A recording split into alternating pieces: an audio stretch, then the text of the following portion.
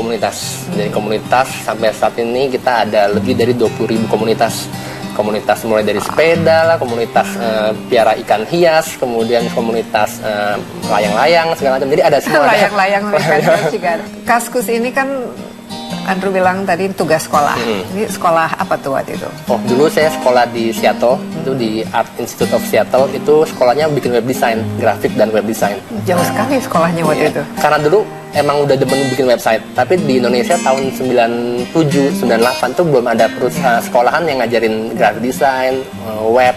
Jadi pas ada temen yang udah berangkat duluan ke Seattle, mereka pas balik ke Indonesia bilang, Drew, ini di Amerika nih lagi booming-boomingnya industri internet. Nah, ada sekolahnya namanya Art Institute, kenapa nggak ke sana? Ya, akhirnya ya ngerayu-rayu orang tua, bilang pengen dong sekolah luar negeri. Pasti gitu. Mahal. Ya, terus akhirnya orang tua bilang, waduh ini biaya mahal nih. Kalau dibiayain ke Seattle bisa, tapi usahain ntar kerja di sana. Nah, tapi karena namanya udah dikasih lampu hijau, itu nekat lagi pergi. Andrew kenapa bisa tertarik ke web design? Padahal kan masih belum banyak ini portal-portal ataupun website yang kita miliki ya. Sebenarnya awalnya dulu emang demen chatting. Dulu zaman dulu kan lagi rame tuh IRC ya. Ya IRC, kemudian ya sering-sering chatting, download lagu MP3 segala macem. Nah akhirnya pas paman saya tuh dia ada usaha mebel, furniture mebel, dan dia tuh pas lagi mau pameran ke Jerman, mau bikin web, dia mau pameran jadi disuruh bikin website. Nah akhirnya saya bikin website, kemudian websitenya dia itu salah satu yang produsen furniture di Indonesia yang pameran di Jerman kemudian punya website. Nah, akhirnya dapat order banyak. Ya, masih langka ya. Masih langka. Akhirnya dia dapat order banyak, kemudian dia bilang, "Wah, ini ternyata website bagus juga loh ya." Jadi dapat banyak order. Nah, akhirnya dari sana jadi makin senang. Akhirnya lihat zaman dulu kalau kita bikin website tuh ada counter. Setiap orang datang, counternya bertambah. Nah, itu yang bikin saya jadi senang. Oh, 5 orang datang, 6 orang datang, 10 orang datang. Nah, itu yang bikin jadi kayak menarik. Gitu ceritanya. Yeah. Jadi ternyata karena sang paman punya bisnis mebel, jadi kamu lari ke website design. Kalau sekarang kan hampir orang aja punya website sendiri ya. Mereka bisa blogging, bisa punya .com sendiri. Nah, tapi waktu itu guru yang ngajarnya itu apa instruksinya persisnya? Sehingga kamu melahirkan yang namanya Kaskus. Sebenarnya dia tuh suruh bikin website, personal homepage yang isinya jelasin, kan ini kan baru semester pertama, jadi gurunya bilang kalian bikin website yang jelasin tentang diri kamu. Nah, tapi karena saya kan kayaknya baru ke Amerika, kemudian nggak ngerti apa-apa, nggak punya pengalaman yang bisa sharing bagus-bagus, akhirnya saya dulu tertarik sama portal berita Detik. Jadi saya akhirnya bikin satu-satunya waktu itu satu-satunya. Jadi akhirnya saya ikutin kayak portal berita, tapi ternyata susah karena portal berita kan harus punya wartawan, punya jurnalis segala dan harus diupdate terus. Nah, akhirnya kita nggak bisa ngejar. Nah, akhirnya bilang udahlah kita rubah formatnya jadi semacam komunitas, jadi forum. Jadi yang user generated content, jadi orang-orang bisa masukin konten. Nah targetnya kan sebenarnya karena kamu kan di Seattle waktu itu, jadi targetnya untuk siapa persisnya? Bukan belum orang Indonesia di Indonesia kan? Bukan, dia dulu malah targetnya untuk orang Indonesia yang lagi sekolah di luar negeri. Jadi itu kumpulan anak-anak yang mahasiswa-mahasiswi yang tadinya misalnya mau sekolah di Seattle, kemudian mau pindah ke LA. Nah, mereka pakai Kaskus untuk, saya mau pindah ke LA, cari temen, nah misalnya gitu sih. Jadi awal-awalnya kira-kira berapa membernya waktu pertama kali? Pertama banget itu paling cuma 20 dan itu pun teman-teman semua. Ya kemudian ya grow terus ya. Itu lucu karena Facebook juga mulainya kan seperti itu kan, mulai dari kampus dan lain sebagainya, akhirnya menjadi situs yang dipakai oleh semua orang. Nah, waktu membesarkannya, ini kan sekarang kalau saya lihat itu salah satu website yang paling populer dan secara komersil juga lumayan kan sekarang sebagai bisnis. Nah, itu mendatangkan ide untuk jadikan bisnis itu kapan? Karena ini kan masih sebagai tugas sekolah kan? Iya, sebenarnya dari awal kita nggak pernah mikir Kaskus bakal jadi bisnis ya, karena lebih di start dari hobi, passion, seneng. Kita bikin gosip-gosip, kemudian karena saya bikin website ternyata ada orang datang aja yang bikin saya senang. Nah kemudian 2008 saya ketemu sepupu saya Ken Din, dia bilang, dia sekolah juga di Seattle juga, datang ke Seattle, kemudian dia bilang, ini kayak Kaskus nih semacam kayak gunung emas nih, kenapa nggak di monetize, dibikin usaha. Kemudian 2008 dia paksa saya balik ke Indonesia, kemudian saya juga masih nggak yakin kalau gitu kan, akhirnya sampai one day saya pas lagi nongkrong di salah satu mall, Kemudian saya lihat ada lagi nongkrong lagi nunggu temen, ternyata ada orang buka laptop pakai Kaskus. Nah itu hari pertama saya ngelihat user yang pakai Kaskus di dunia nyata. Nah itu yang bikin saya jadi kayak wah, wow, iya kayak seneng banget gitu. Okay. Bye bye Seattle. Tapi kita minum dulu ya. Boleh, ini saya tamu tapi kita lanjutin habis ini. Oke.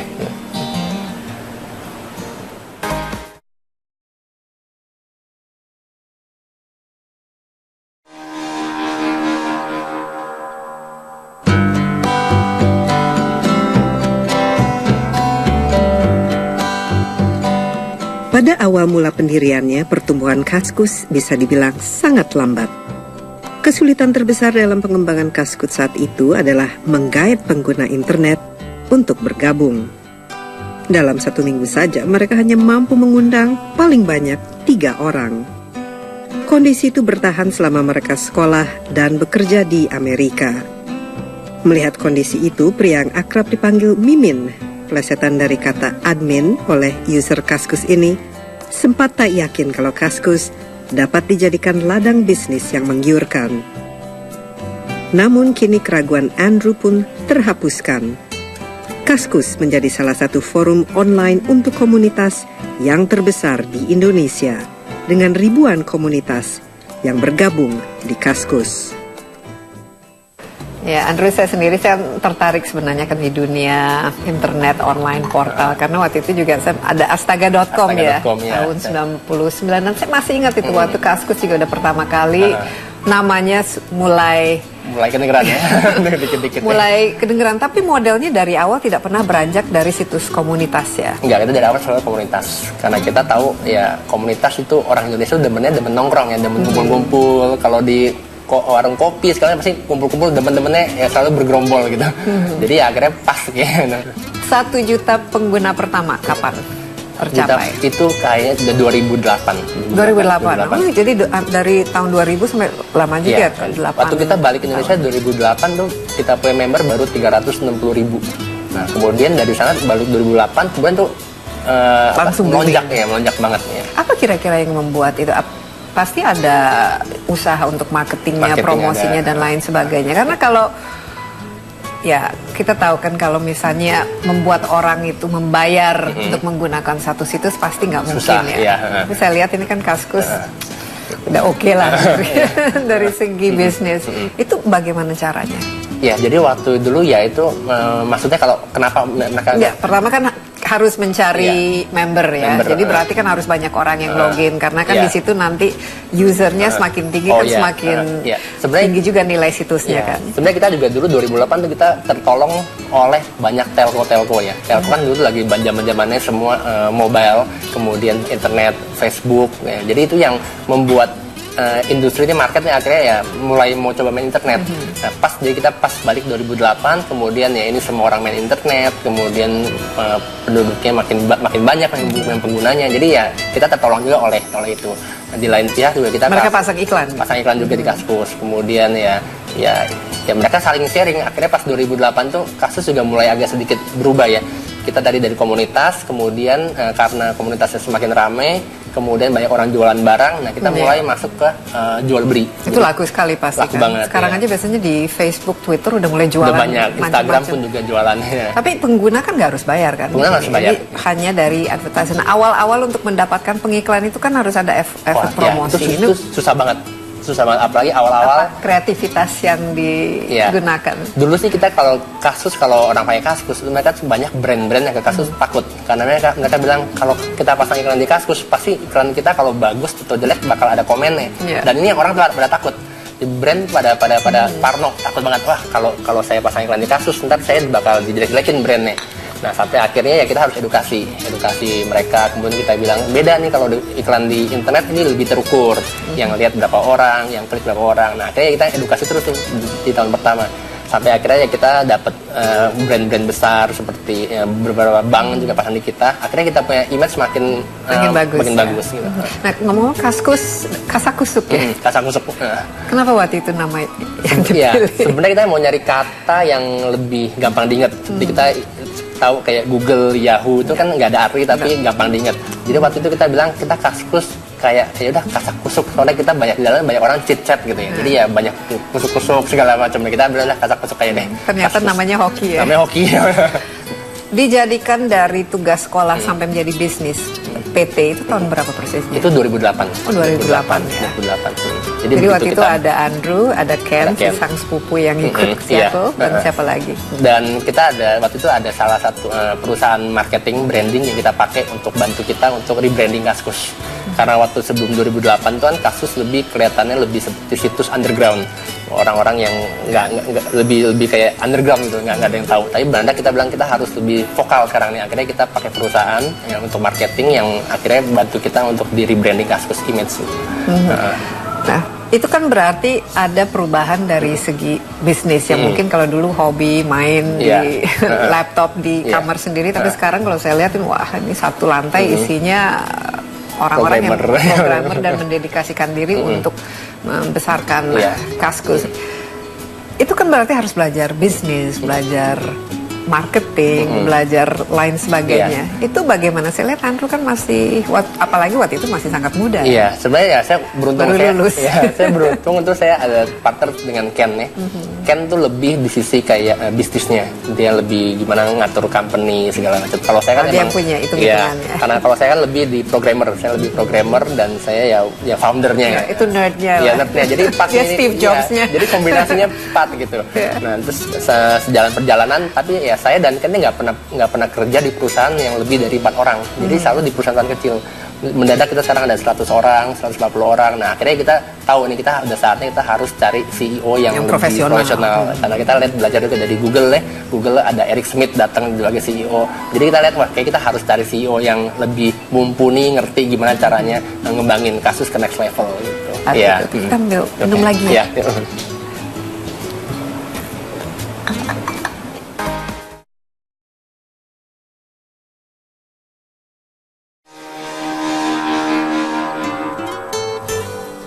Tea time. Tiap hari di kantor. Tiap hari kantor. Terus ngapain aja, kan udah ada CEO? Iya karena kan lebih role sebagai founder ya. Jadi kayak ya sebagai bapak dari anak-anak gitu. Ya, tapi kadang-kadang kalau nggak di kantor, masih anak-anak tapi. Kalau nggak di kantor kadang ya meeting di luar dengan klien gitu aja sih. Nah ini rata-rata teman-teman di sini mereka usianya masih muda-muda. Masih muda-muda, banyak kan muda-muda.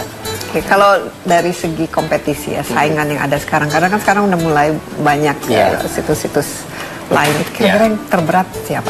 Terberat sebenarnya kalau bilang saingan kita nggak pernah nganggap mereka sama saingan ya. Karena kan industri ini masih berkembang, jadi masih butuh banyak edukasi ke masyarakat apa sih internet gitu. Jadi kita malah senang dengan ada pemain-pemain besar, dengan investor yang besar juga dari luar negeri yang masuk ke Indonesia. Nih mereka akhirnya ya mengedukasi market. Dan mereka begitu udah masuk internet, mereka jadi pinter kan. Akhirnya mereka tahu, oh ternyata nggak cuma ada situs A loh, ada juga yang B, ada C, ada D. Dan pengguna internet tuh nggak ada yang loyal, semua tuh bakal pindah suatu saat. Zaman dulu kita main Friendster, Facebook keluar semua pada pindah Facebook kemudian ada Twitter pindah Twitter. Friendster udah kemana ya? Udah hilang makanya. Ya jadi tuh nggak ada yang loyal. Jadi cuman gimana caranya kita sebagai pemilik situs harus bisa kita bikin konten kita semenarik mungkin supaya mereka balik lagi. Itu sih yang paling. Kamu sendiri tiap hari cek ini? Tiap hari masih ngecek Kaskus. Ikut ini nggak? Ikut ini? Kalau chatting di situ? Saya lebih sering aktif yang di berita politik, kemudian di lounge yang lebih topiknya lebih ringan-ringan, sama ya kadang-kadang lihat di hot thread aja yang halaman depan Kaskus itu yang menarik.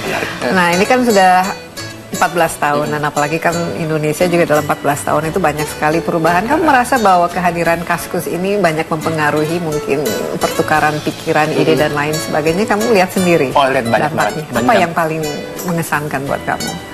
Mengesankan ya, sekarang jadi orang lebih bisa cari info informasi di Kaskus. Kemudian juga yang paling terasa efeknya adalah banyak orang sekarang bisa jual beli barang di Kaskus, ini yang akhirnya yang menggerakkan ekonomi juga ya.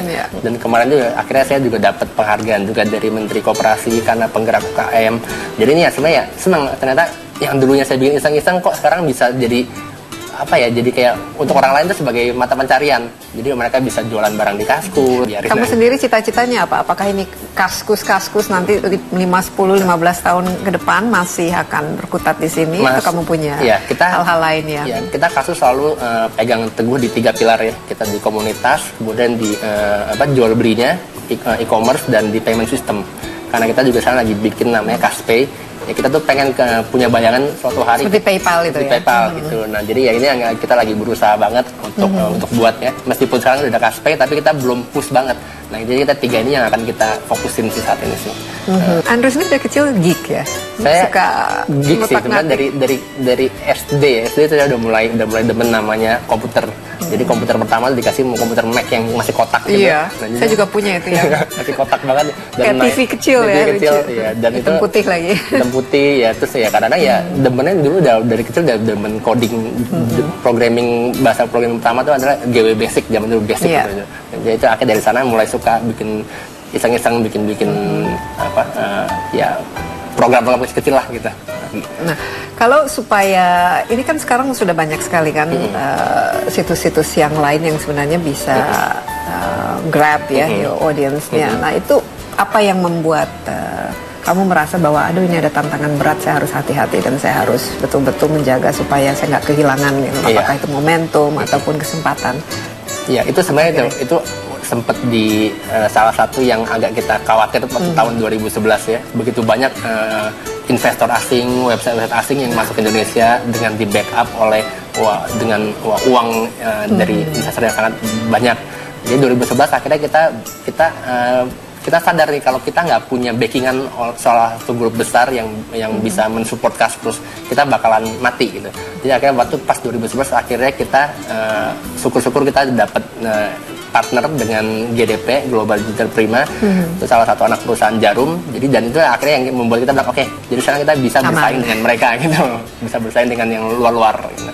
Oke, Andrew sendiri ya dari hari ke hari ngantor di sini dan ini sampai sekarang fun-nya itu masih ada atau dianggap bahwa wah ini udah mulai jadi pekerjaan nih yang fun masih ada karena sekarang pun ya meskipun emang tiap hari ke kantor tapi kita sekarang nih mulai sering-sering nih anak-anak yang programmer kita juga kita mulai kirim training dan trainingnya kadang-kadang ke Singapura, ke Silicon Valley dan bulan Juli ini ada di San Francisco. Jadi kita belajar gimana caranya karena ini kan Silicon Valley kan tuh pusatnya semua untuk internet ya. Jadi kita butuh kesana untuk belajar gimana caranya untuk content management, kemudian develop server yang bagus. Jadi ya sekarang sih masih fun karena ini industri ini mesti berkembang terus dan kita harus ikut-ikut kayak conference segala macam. Dan Andrew sendiri masih terus belajar. Saya mulai tahun ini mulai lebih sering mau keluar-keluar kayak belajar dari kalau nggak juga ntar butek juga ya nggak. Ya, dan kuncinya memang inovasi kan. Di sini harus dari segi konten dan lain. Dari awal sampai sekarang udah berapa ganti penampilan kita udah ganti 3 kali. Pertama 2008, kemudian terakhir yang 2012 dan yang baru terakhir yang minggu lalu kita baru revamp tampilan kita.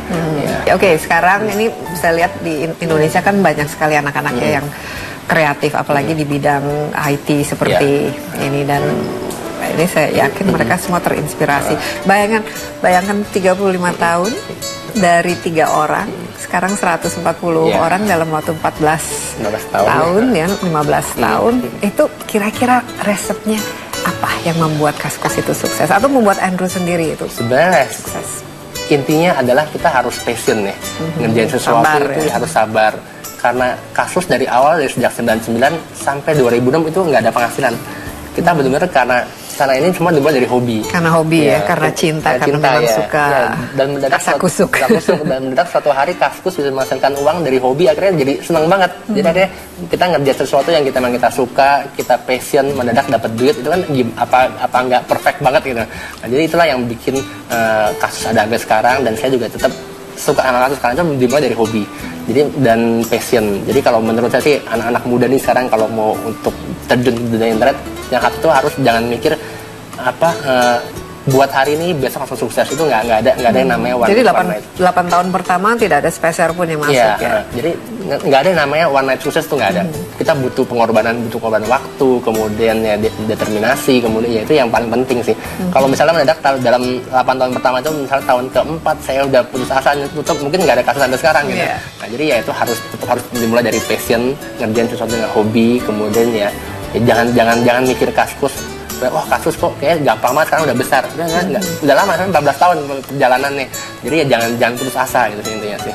Oke, good. terima kasih banyak sudah sharing dan semoga betul-betul sukses ke depan dan kalau bisa IPO kita juga doakan Andrew ini akan menjadi situs komunitas pertama itu untuk IPO ya. Oke. Cheers.